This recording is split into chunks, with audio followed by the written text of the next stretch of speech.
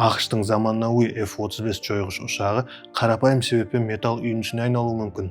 НАТОның осы ең жоғары технологиялық қуаты Қытайдың толық дерлік монополия орнатқан екі химиялық элементсіз өмір сүре алмайтыны белгілі болды. АКШ өз чиптерін Қытайға сатылуын шектегенде, Пекин сирек кездесетін металдар галлий мен германийдің экспортын шектеп, қарымта соққы жасады. Сіз бұл атауларды бұған дейін естімеген де шығарсыз, бірақ бұл металдардан әскери радарларға, зымыранды бағыттау жүйелеріне және шпиондық спутниктарға арналған жоғары жылдамдықты чиптерді жасайды.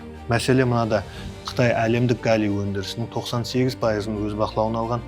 Бұл абсолюттық монополия. 2026 жылдың басында батыс қоймалары босап қалып, Америка өз қорғанысына триллиондаған долларлар басып шығарса да, химиялық элементтерді басып шығара алмайтыны жаман жаңалық болып анықталды. Оларға галлийді тазартатын өз зауытын салу үшін біраз жылдар жұмсауға және экологияны қатты ластауға дайын болу керек. Ал батыс бұған бара алмайды. Raytheon мен Lockheed Martin сияқты қорғаныс гиганттары нағыз тапшылыққа тап болды. Оларда ақша бар, тәжірибе бар, бірақ радарларды құрастыратын негізгі кірпіштері жоқ. Бұны баяу тұншықтыру деп атады. Қытай әлемдік жаһанданудың аяқталғанын көрсетті. Енді қуатты армия ұстау үшін тек технологиялар ғана емес, ластайтын шахталар да керек.